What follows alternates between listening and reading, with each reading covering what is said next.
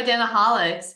My name is Christine Owen, and today I have an even more special guest than I've had before because I have Ryan Galluzzo, Identity Program Lead at NIST. And the reason that we're talking today and we're going to have this a little, I would call it a bonus episode, is because they released Oh this no. big, massive document.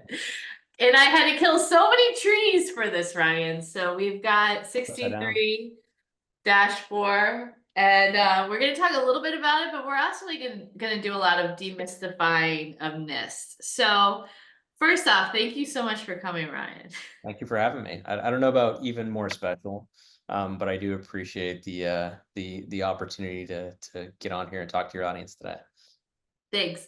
Yeah. So, I mean, no, I think it is even more special because I feel like people are always scared when they get NIST documents. They don't know what to do with them. So, we're going to talk about what to do with them besides read them and try to figure out how to comply with them. So first off, I want to talk about a little bit about yourself and how you ended up where you ended up, because I feel like it's not like you woke up one day and said, boy, I really want to write standards for a living. Or maybe you did. I don't know. No, not at all. I am here, I think, like most people in the identity space, largely by accident. I like to tell people that I ended up here because of a Boston Red Sox hat. So I guess rewinding back to about 2011, I had previously been in the Army where I was an artillery officer. I had decided I was very much done with that particular phase of my life, but I didn't really know what I wanted to do, like at all. I was thinking either go back to school and become a history professor or an archaeologist, or become like a super special secret agent in the intelligence community. And while those are vastly different, I didn't really have a good idea of what I wanted to do. So got out, was kind of just lounging around at my parents' house in Massachusetts, doing almost nothing. My father, who had been in the intelligence community for a long time, had a random business trip down to Washington, D.C., and he decided to wear his Red Sox hat one day to go to a Starbucks in Boston. And when he was there, a former colleague of his saw that Red Sox hat and said, man, that looks a lot like Mark Galluzzo. I'm going to go say hello real quick. It turned out that that woman was the director of a nonprofit called the Intelligence and National Security Alliance.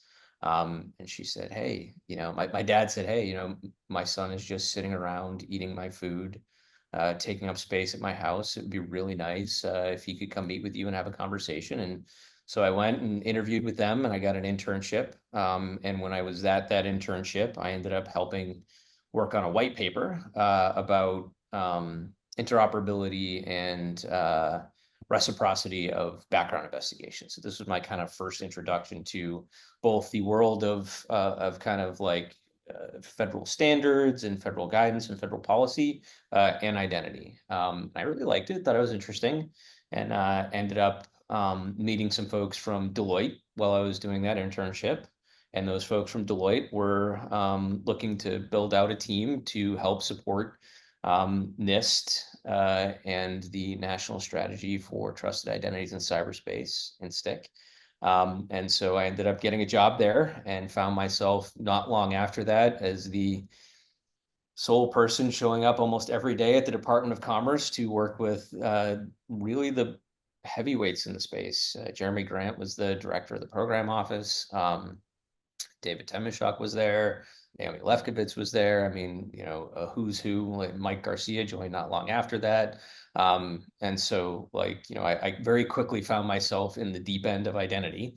And really, it didn't change after that. So spent a long time working at the InStick program office through the days of standing up the identity ecosystem steering group and working on the identity ecosystem framework, and then working on some international standards with them. And that's pretty much where I entered the identity space. And because it's identity, they don't allow you to leave. And so Yeah, I'm here. that's But true.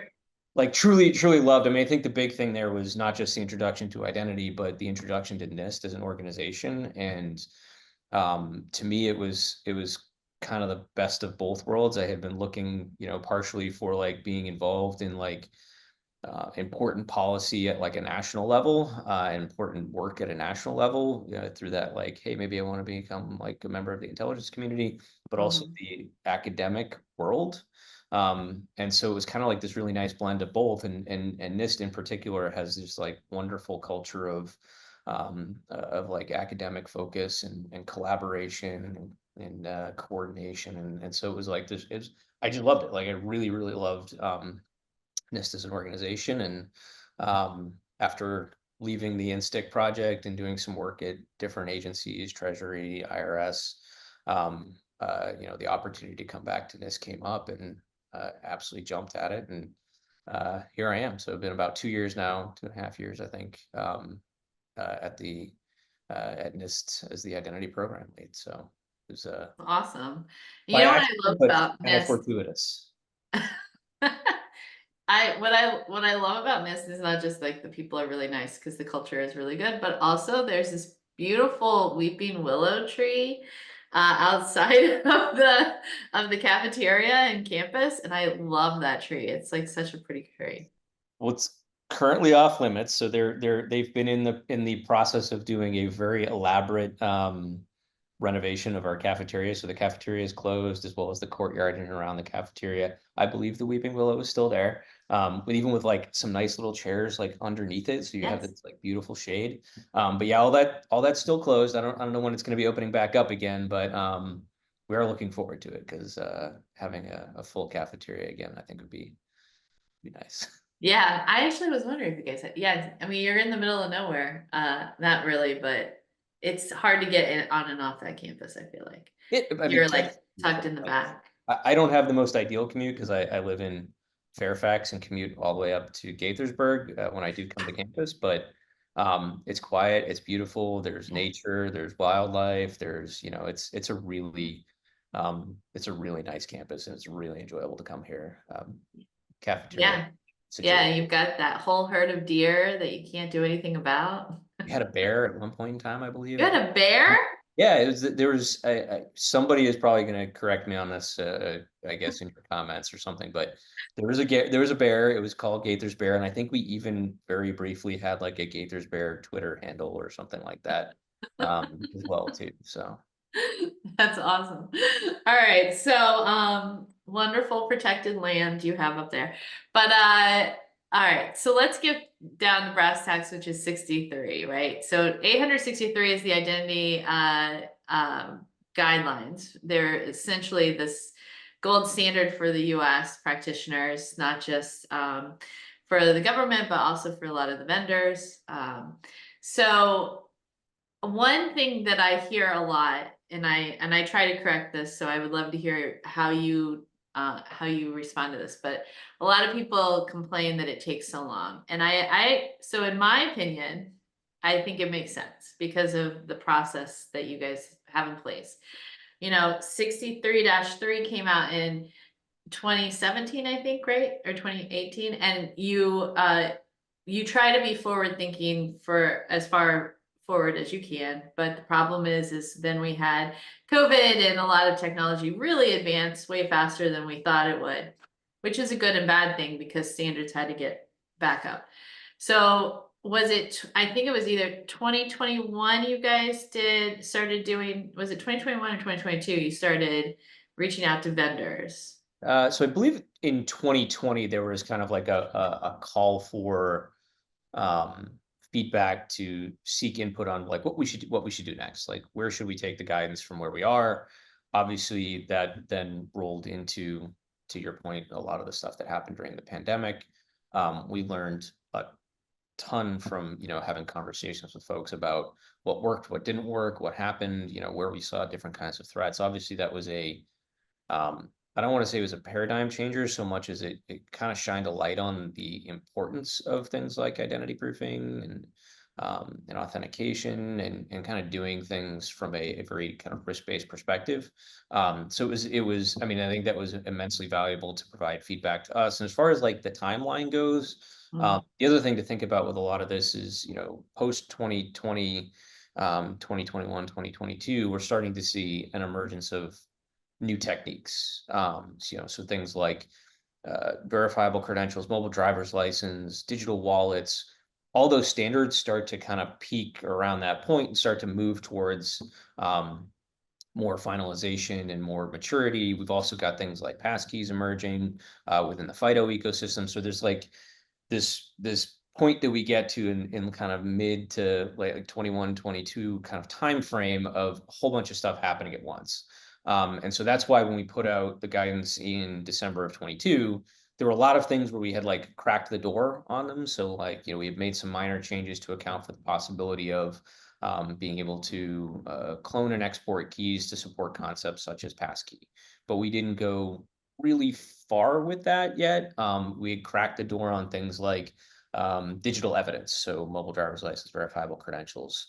And a lot of what we got was we need more. And at the same time, we needed an opportunity for a lot of the thinking and other standards that are maturing in the space to really start to solidify around what those were going to look like, what implementations were going to look like before we could really kind of continue to refine all the requirements that we were ultimately putting in. So there was kind of a cycle that resulted in us, as they were actually updating all of the core standards to support some of these new technologies, that we wanted to make sure we were building in, because the last thing we wanted to do is put it out in 22 or 23, and then all of a sudden we have a whole bunch of new technologies and we have to update it, a year later, or worst case, the standard is essentially outdated the day it gets published, which is a bad thing. So we wanted to make sure that we gave some of those things some time to mature. At the same time, there was so much that we had kind of changed from what was in revision 3 that we got thousands of comments. So, I mean, in December of 22, we released the first public draft of 63 revision 4. We had a 119-day public comment period, and it was very intentional because, again, we knew there's a lot of things changing, wanted to have a lot of very deliberate conversations, wanted to get feedback from organizations that we didn't typically get feedback from. So like state level organizations, civil society, privacy experts, folks that were looking at the equity side of the house when it comes to things like benefits and benefits distributions. We really wanted to have like a robust period of communication and engagement, and it worked. We got 3,876 comments, I think was like the exact number, once we took like the big comments and broke them down into like the individual items, which is a lot. So we had to deal with each one of those items, have a very deliberate process for making sure that we understood what we were going to accept, what we weren't going to accept, and kind of deduplicating a lot of those things and making sure that we covered the important topics. And that took a while.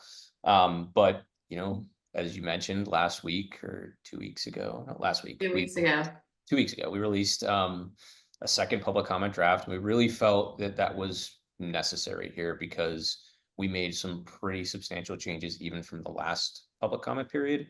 And when you're addressing 3,876 comments, it wouldn't be very, I think, effective to try and transition directly from that to a final. So we wanted to make sure we had another round of being able to vet these with the larger community. And I think that's a really important point about a lot of the work we do here at NIST is yes, we kind of manage and shepherd this process, and we do have a lot of subject matter expertise in a lot of these things, but we want to make sure it is an open and collaborative process that takes in the best from industry, the best from academia, the best from kind of the entire ecosystem, to make sure that it is something that, one, is practical and implementable, and two, is also going to have broad adoption and support, not just within the government, but also in commercial. So we brought all those things together and realized, we definitely needed to do a second public comment period on this stuff. And that's what we got out the door about 2 weeks ago. So how do you, when you guys, when you were deliberately reaching out, were you reaching out to certain organizations to try to get, to have conversations with them? Do you target organizations, or do you passively allow them to come to you, or a little bit of both? We do both. So I think we were very deliberate in targeting for this.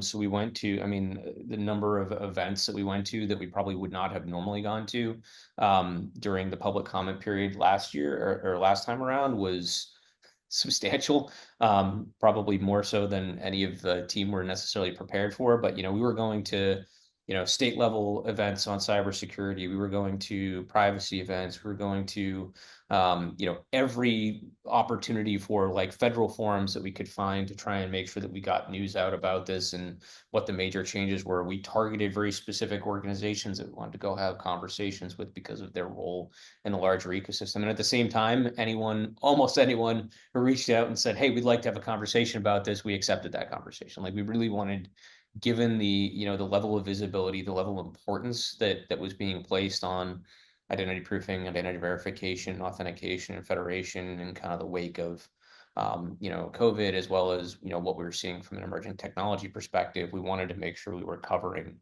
the biggest spectrum possible. So and we'll be doing it as well during this public comment period. It won't be a 119-day public comment period because we do have to bring this to final. But we will be, deliberately engaging and targeting folks within commerce or within the commercial space, within the academic space, as well as opening the doors to folks who want to have conversations with us. So if you're out there and you're listening and you have something you love, we're more than happy to talk to you about it. If you have something you hate, we're more than happy to talk to you about it.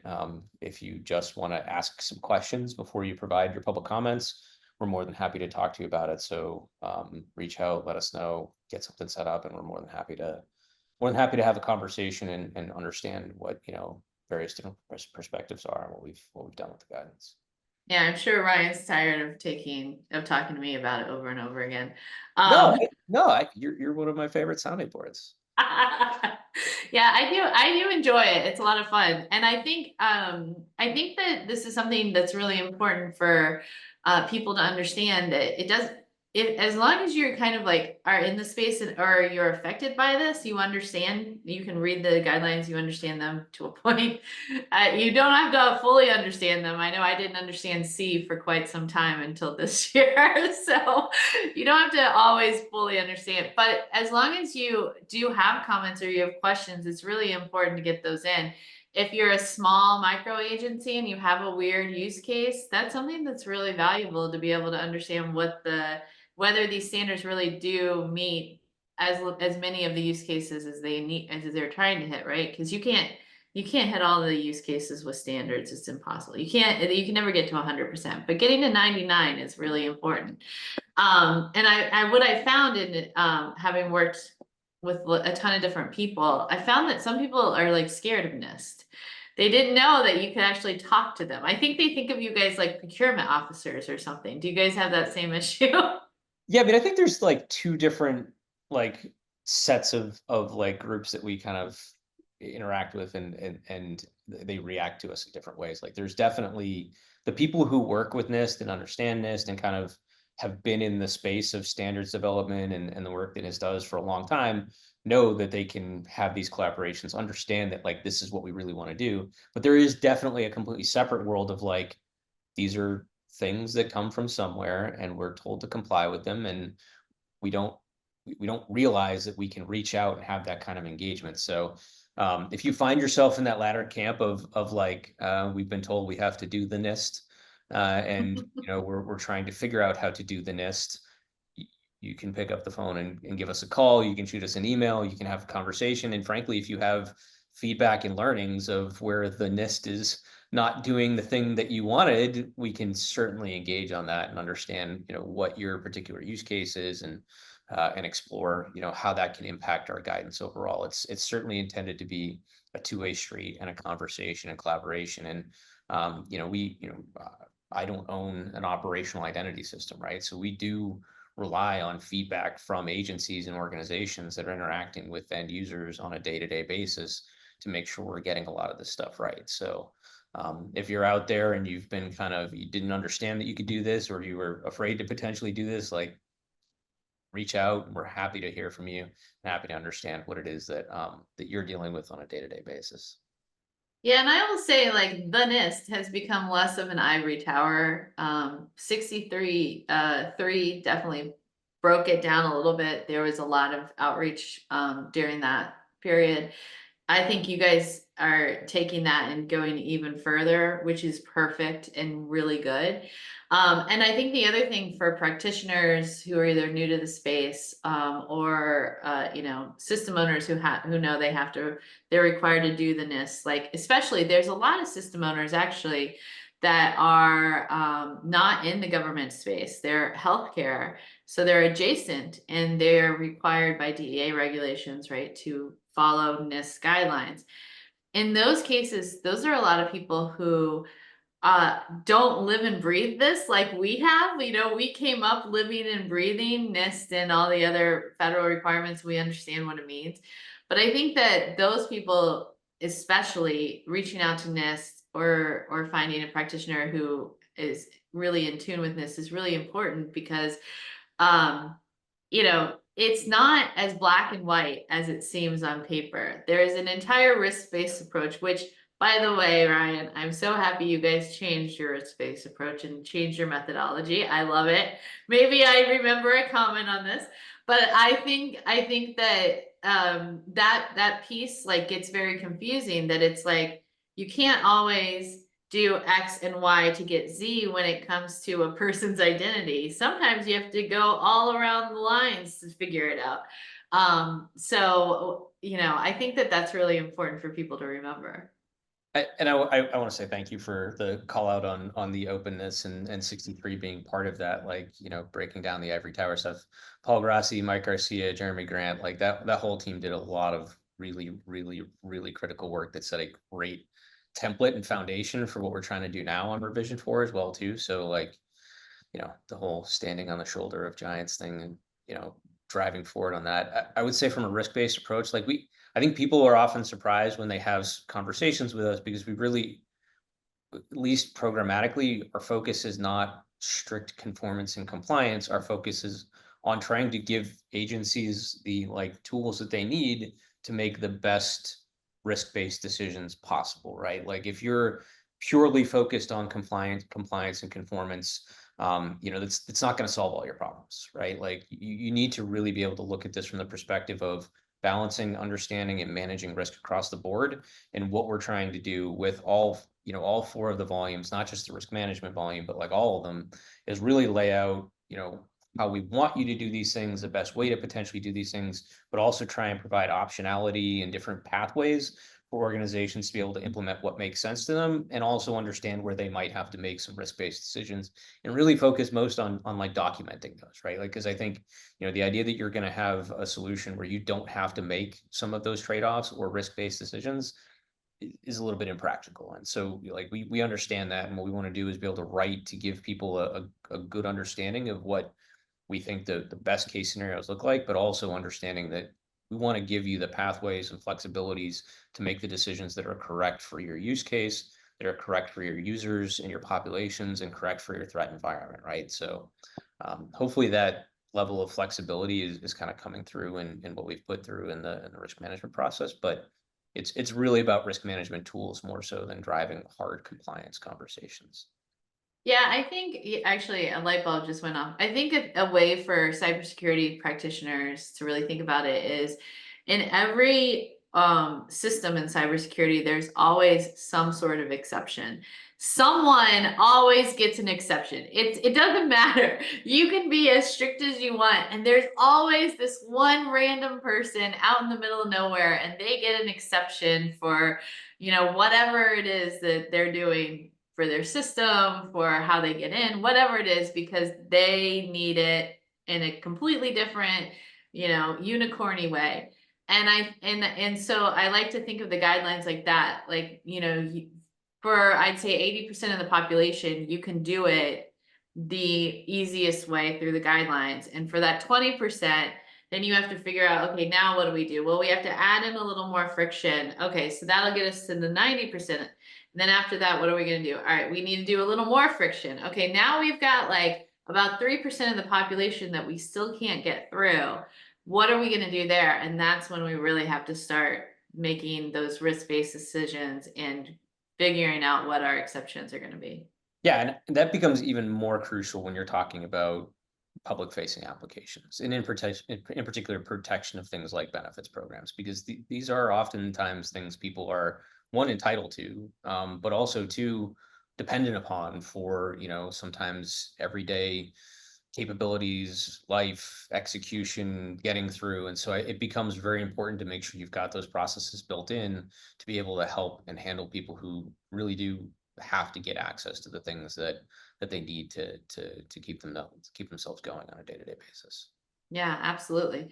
So the other thing that I think is really interesting that is I was thinking about the evolution of 63 and how from 2 to 3 something big happened.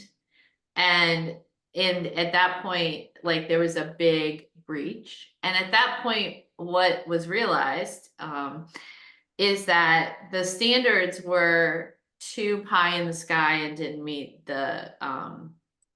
vendors. Like vendor technology actually could not meet the standards even if they had tried. That's something that we learned into. So 3 went out and tried to like make it better and bring it down to the vendor level so that the vendors could actually meet it. And then that's why we took apart the LOAs, we added the XLs. And now what do you think was the big, not the impetus, but what was the big difference between 3 and 4? Well, I think partially we learned a lot from 3, right? Like I think 3 really, I can't speak to all the motivations that went into the updates, and I was around but not like directly engaged in everything that was happening. But what I can say is that it was a complete shift, right? Like it was completely different than what was in revision 2. It was a substantive change into both like how the guidance was structured. We went from one big document to 4 other documents, and we changed the assurance level structure entirely. So like that's a total paradigm shift from what we were talking about in revision 2 to revision 3. And I think what happened was we essentially learned a lot over the past, essentially, I guess, 8 years, since it was published, of what's working, what's not, what was clear and what was not. Very simple things like how vendors ultimately interpreted some of the guidance and how that impacted how we structured some of the requirements. Things like what kind of evidence, we went from, partially evidence-based process to a more or less entirely evidence-based process in revision 3. What kind of pieces of evidence were actually available? What was really fitting into the concept of evidence strength? What was available to users, what wasn't, but also looking at like what practically speaking was working from an implementation perspective as well too. So I think the big thing is we learned a lot from what was in 63.3 and several years of agencies and vendors and organizations looking to try and implement, right? So I think that is one of the big things that shifted, right? We now had a corpus of implementation information that we can turn to figure out how we can continue to refine 63 in revision 4.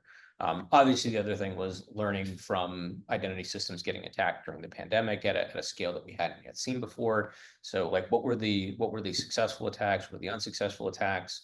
What could we learn about what was done, what wasn't done in some of those protections that were being put in place at different organizations, and how did that feed back into things? So, I think we had implementation experience. We had a complete shift in the world around identity, where identity kind of went from being a back burner thing to something that was very front and center in a lot of these applications, in a lot of these programs. And then we had a corpus of threat evidence and threat information to all kind of build in to understand what was happening and what wasn't happening. So I think those were like the 2 major things. And then obviously the third thing that I kind of covered earlier is new technologies, right? Like I think a huge thing that 63.3 attempted to do was lean forward on things like doc auth and biometrics that like were starting to scale at the time that it was being developed, but really weren't necessarily, widely adopted just yet. We've attempted to keep some of that forward-leaning mentality when it comes to revision 4, particularly looking at, things like wallet-based credentials or, pass keys and stuff like that. How do those fit into the bigger picture, and how can we potentially leverage some of those new technologies to both mitigate risk while also bringing in potentially some convenience and user control where it didn't previously exist. Yeah, and I think the one thing that I actually liked the fact that I do think that the second revision of Dashboard is even more leaning than the first, and kind of really dug into the technologies that we know at like back when it was written the first time that we knew were going to start bubbling up and are now really bubbling up now, like mobile driver's licenses, digital identity wallets, etc. But the one thing that I think that practitioners or people who need to use the guidelines for whatever reason don't always understand is that in between three and the first revision, the first draft of four, there were actually I don't what do you guys call them, practice guides? What do you call them? Implementation There were resources. supplemental documents. Yeah. And we intend to continue to do that, right? Like, because well, are you talking about like the implementation resources, or are you talking Yes. about the supplement that we put? Yeah. So Both. I would think it's both, because part of that is that there were certain things in dash three, like I think I'm too much of an insider of NIST. I think I need a shirt. This is obviously one of my shirts that is a Jeremy Grantism that you and I got to see on stage once. But there's in three, there were certain technologies that weren't advanced enough to really kind of put into the guidelines. And then there was, I think, a supplemental, or it was either that or called the implementation guideline. I don't remember which one you guys called it, but what it did essentially was say, okay, these technologies that were nascent when we published three are not nascent anymore. So here's how you use them effectively to be able to do identity vetting. yeah, so what we try and do with like our implementation resources is take things to like ideally a next level of detail. So yeah, we put out implementation resources not long after 63.3 was published that included additional information on like if you're doing inspection of documents, what are the kind of security features that you should be looking for? And if you're using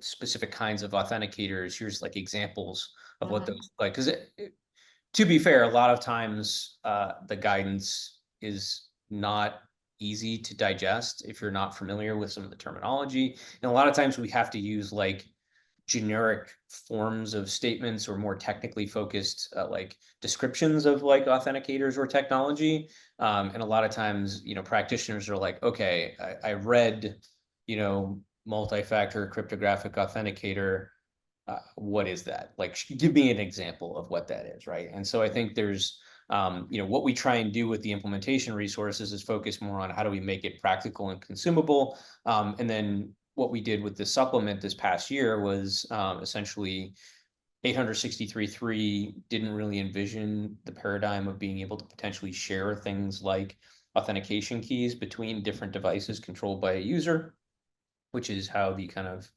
call it the passkey. And again, another example of us making generic terms. We call them syncable authenticators. They could be called passkeys, the FIDO2 WebAuthn implementation of those things. But So essentially, SQL authenticators are a subset of passkeys, but passkeys is and the overarching. essentially there's passkeys with a very loaded term, and there's a lot of very nuanced conversation that goes on around passkeys. And so what we wanted to do was very specifically focus on that syncable version, which was a new paradigm for kind of 63. And so we released our first ever supplement, and that essentially said, look, you can support these kinds of synced authenticators. And here's the requirements that you should be looking for when doing that. So we use supplements to do things like that. We use implementation resources to try and give people like a better understanding of what does this look like in the practical world.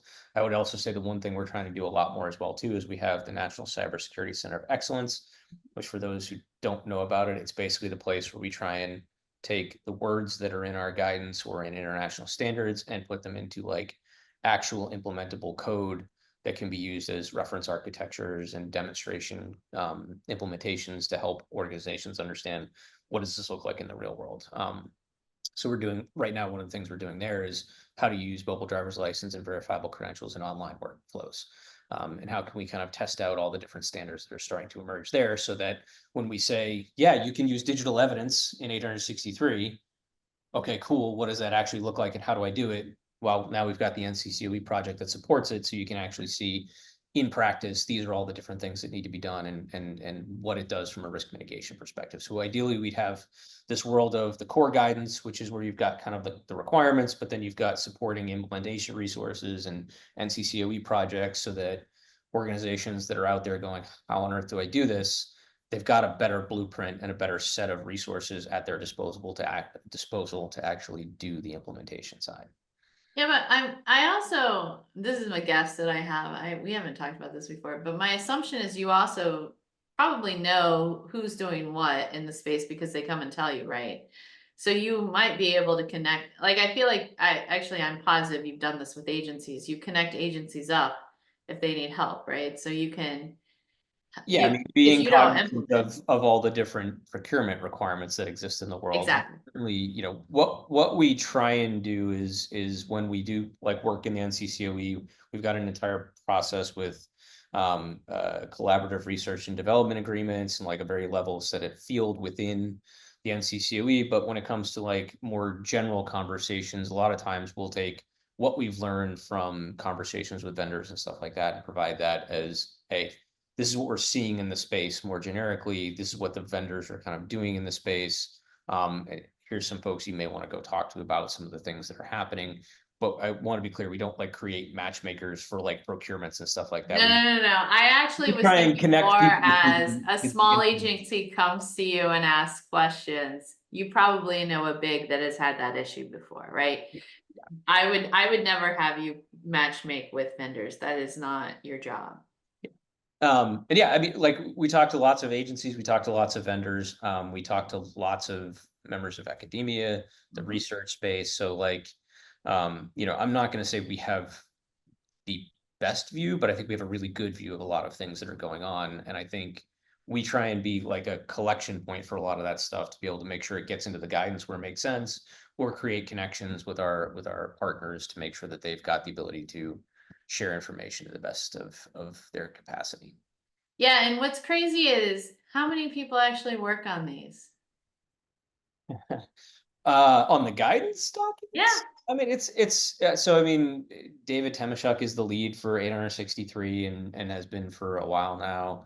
I'm a co-author. Connie LaSalle is a co-author. Andy Reaganscheid, and then we have a really good team of contractors that support us as well too, and really are kind of driving it. But it's really about 8 to 10 people at the end of the Yeah. day. Which But is crazy. It's amazing how much you guys do with such a small team. thank you. I mean, I think there's a lot of folks in government across the board that have to do a lot of things with what's available from a resourcing perspective. So I don't know that we're unique in that particular sense. I agree with you. I agree, but like your guidelines aren't just for, I mean, the effect is beyond federal, right? It's not just US federal. It's also commercial, really. You see it in state, local, academia, healthcare. You see requirements based on your guidelines and there all the time. And then on top of that, a lot of commercial companies are starting to go back to the guidelines to help figure out what the best way for them to do something is.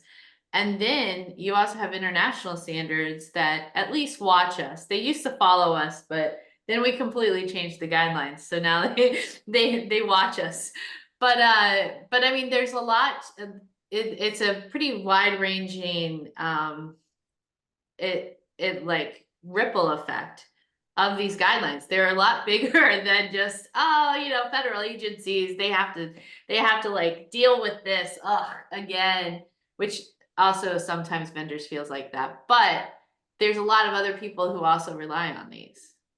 Yeah, and I think like to be clear, we have 10 people that work on this, but we've got a huge accelerator in the community, right? Like everything we do is through the public comment periods. And I think this speaks to why we do have the reach that we have with a lot of the work that comes out of NIST is it's because it's a broader collaborative effort. And it's not just the 10 people that work here at NIST, kind of trying to come up with this stuff. taking the input, taking the feedback, taking the learnings from, the entire community, in a way that actually promotes that kind of adoption and inclusion when it comes to participation. So yeah, there are 8 to 10, 12 of us, generally speaking, working on it on a day-to-day basis, but we're taking the feedback and the best of what's coming out of an entire community of hundreds of thousands of practitioners. So it's not just us. And I think that hopefully speaks to like why a lot of people look to and view the work that we do as being as valuable and accessible as it is. I wouldn't call it hundreds of thousands of practitioners, though. I feel Maybe like, maybe 20. I don't know. yeah, it's a pretty small community. Yeah, Uh, it is. so let's get into some of the things that changed, I would say more significantly. And I don't want to go into like a lot of it, but I think so the risk-based methodology changed significantly. Personally, I love it. But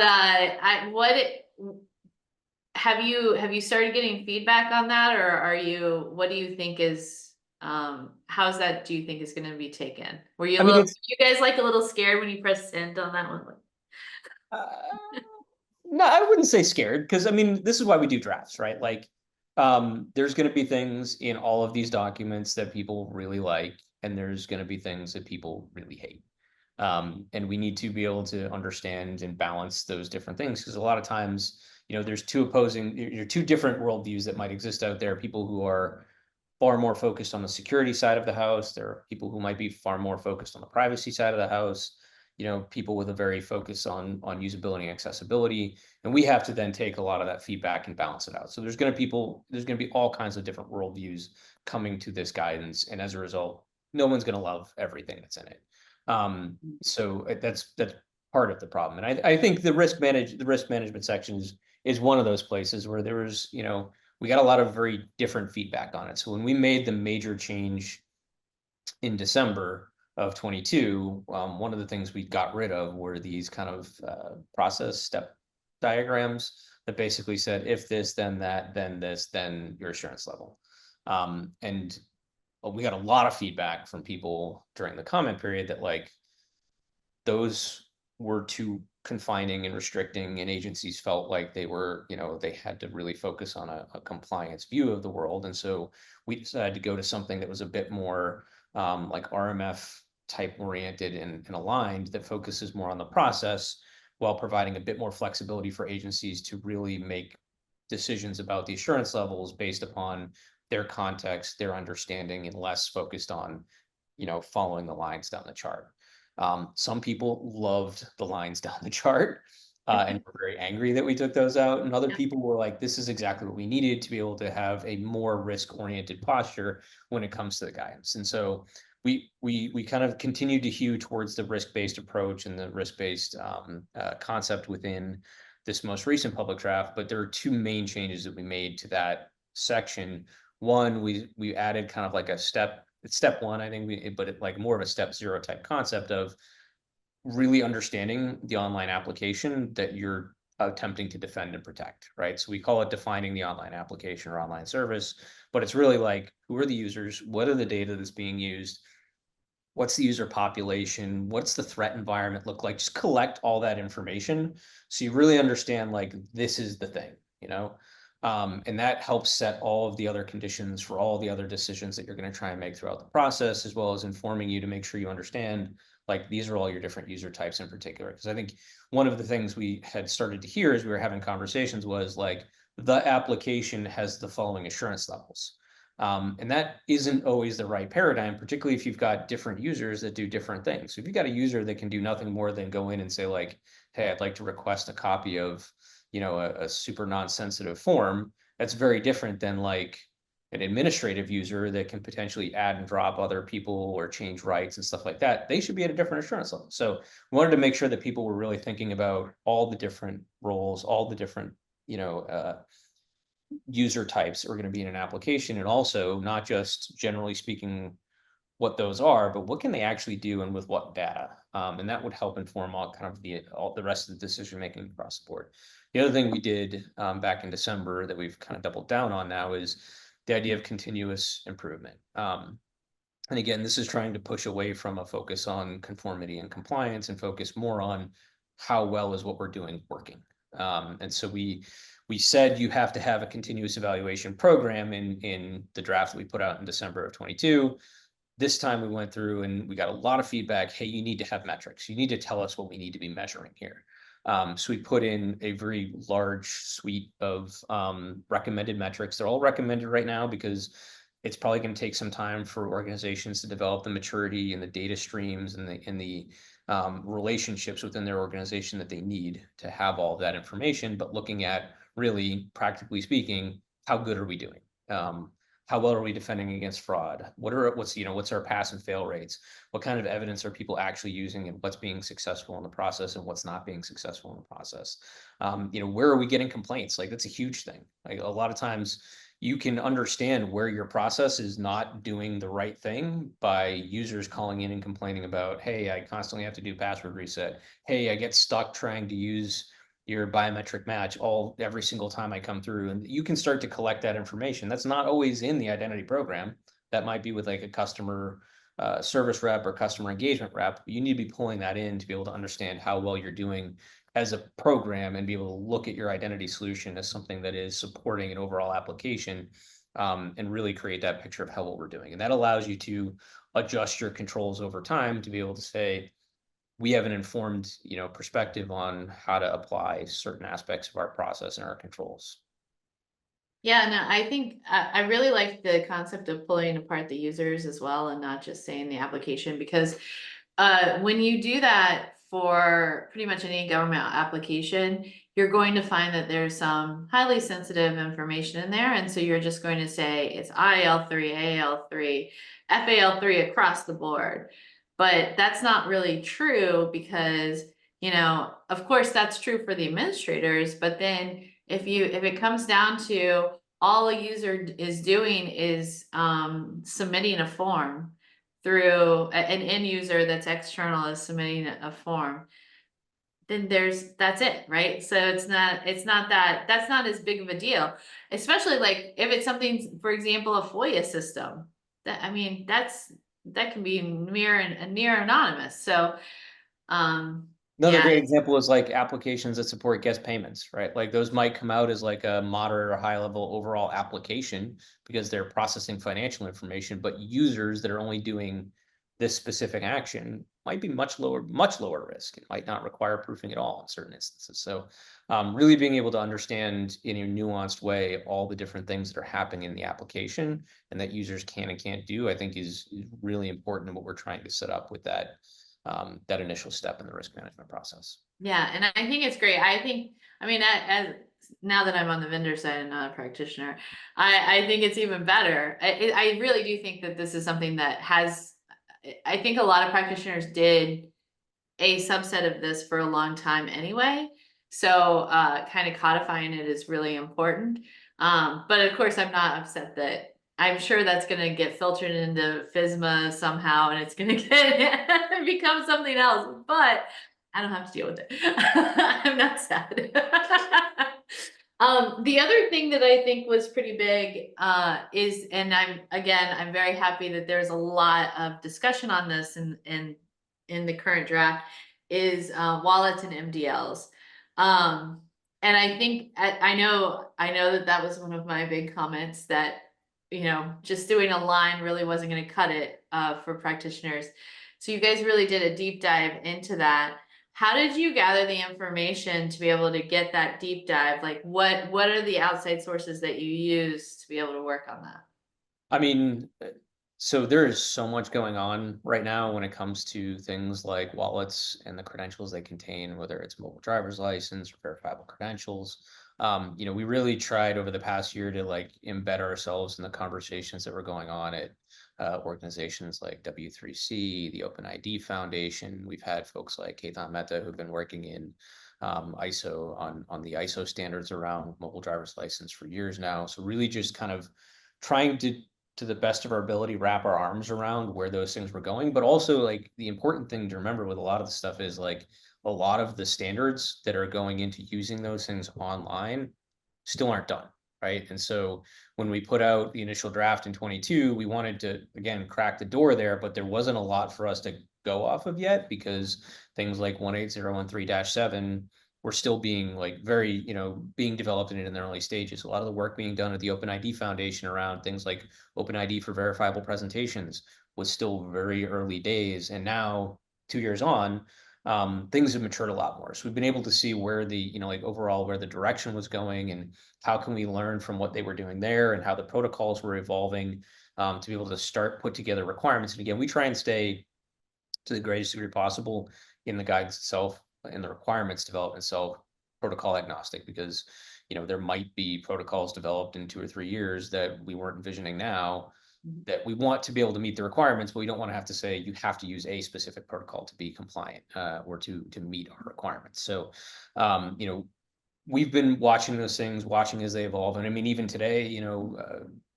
18013-7 is not yet published. It hopefully will be published pretty soon, which is, for those who don't know, it's got the requirements for the mobile driver's license for online usage. We've also been engaging very heavily with our colleagues across the pond in Europe who are working on EIDAS 2.0, which mandates the development of a European digital identity wallet. So being able to observe and get feedback from them on what they're doing with their, or get inputs rather from them on what they're doing with their digital wallets and what they're doing with their architectural reference framework. A lot of things we're learning from the work that they're doing as well too. So we're just kind of doing our best to wrap our arms around where the overall space is going with respect to these kinds of implementations. And ideally, hopefully we did a good job on it. I mean, it's probably not going to be perfect yet, but we're hoping to get there to have those kind of core requirements in 63C in particular for how do you actually present something out of these wallets in a way that can be consumed with confidence and with a degree of protection that we're looking for from an assertion perspective. So just a lot of work going on and really wrapping our arms around a lot of the good work that the larger community is doing in this space already. Yeah, and I think that's really important to think about when some of us are crafting those comments. In fact, because they're I mean, we're all thinking about it, I think, in a very similar way, how wallets are going to end up kind of blowing up and changing the way that we interact. I actually thought about it the other day, and I can leave the house with just my mobile device and I would be fine. I can, and a key. I do need a key to drive my car, but I don't need anything else. I don't need a driver's license anymore because Virginia has a mobile driver's license. I have the ability to put payments on my phone and to pay through NFC. So I don't really need much anymore. And when we get to a place where we really double down on verifiable credentials and digital identity wallets, it's going to be amazing. I'm like very excited about that.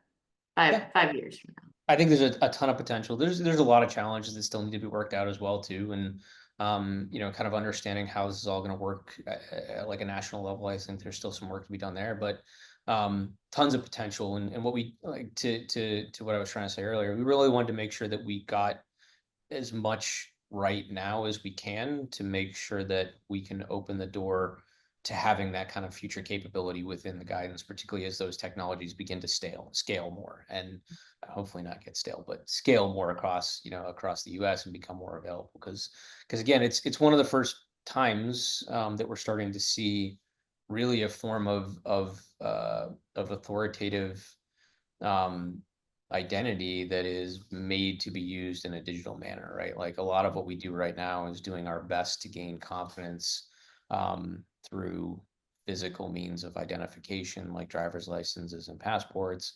And it doesn't always convey as well as we'd like into the digital space. And so this is one of the first opportunities we've got to really leverage this emerging technology within the context of how we've done identity proofing and authentication.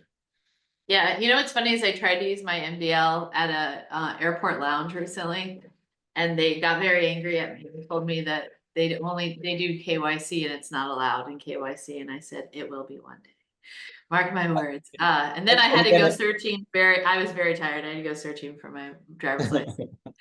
One of the things we're really doing with the mobile driver's license project as well too in the NCCOE is trying to get that voice of the relying party understood and help relying parties like at Lounge or like people doing KYC understand how that fits into their overall context, their regulatory environment, to be able to say, because again, you can have this great technology, but if the relying parties aren't aware of how it functions, aren't aware of how it aligns to regulation, they're not going to adopt it, which means you just have a driver's license or a digital technology that's not as valuable as it could be.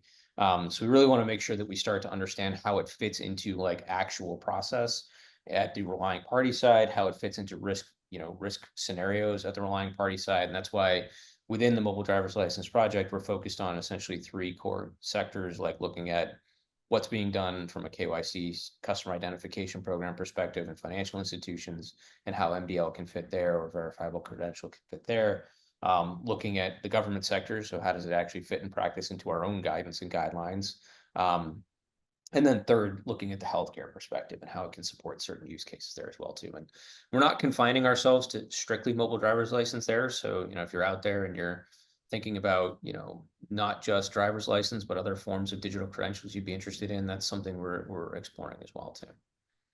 Yeah, I think that's really important because that's essentially what Fido had to deal with, right? With passkeys. So they what was it, like 2.5 years ago, they did a big splash at RSA and said passkeys. And then came the real work, was getting reliant parties to actually use passkeys.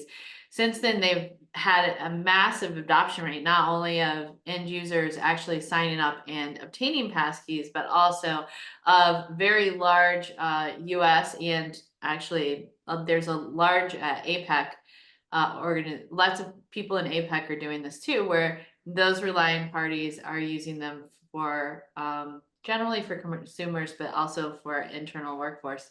Because again, passkeys is a big umbrella of, it essentially means FIDO. So I think that piece is the devil in the details of getting that adoption. And that's definitely, I think you're right. I think we have, the technology is getting better and better, and it's definitely getting there. And so then now we have to have, like, for example, IDPs be able to consume verifiable credentials or MDLs. And currently in the marketplace, there are a couple IDPs, but not all of them can. So getting IDPs either to move to that or creating a federation and be able to push it over. So there's just a lot to definitely continue to do for the wallet space, but I think it's going to be really cool when we get there. And I think we're going to get there pretty soon. There's certainly no lack of work in this space. There's never a lack of work in this space. So I have to end with my favorite question to you, and you know exactly what this question is because it's the hill I will die on, and I tell you this all the time, which is why won't you pull apart? So why won't you pull apart AAL2? We've had a lot of conversations about this and, back and forths. And I think the challenge with assurance levels, no matter how you structure them, is that you can always shift the lines left and right a little bit. And with authentication, it becomes in particularly really challenging because of the diversity of authenticators that I think we have today, including things like passkeys and, what becomes AAL2 versus what's not AAL2 and how do you represent that? We could draw the line on one side of SMS OTP, or we can draw the line on OTPs in general, or just phishing resistant. And then we've got, what about phishing resistant plus, device bound? Is that we could end up with 7 assurance levels? Who knows? I think what we're hoping to see happen with a lot of this and what we're working on is how can you represent a more rich set of authentication content and context in assertions that can allow for agencies to, one, say, this is what I want, so that an IDP can respond to it appropriately, but also make sure the IDP can tell you, hey, look, this is a phishing resistant authentication event. So ideally, we would like for some of that granularity to not necessarily be handled in the assurance levels, but potentially as, authentication context within assertions and within technical protocol exchanges to allow those kinds of risk-based decisions. And also they can be handled in policy as well too. So when you're setting up your federation and say, look, I am happy to accept the following kinds of authenticators, I am not happy to accept these other ones. So that's where we kind of stand on it. Because again, like drawing lines within the assurance levels is really hard.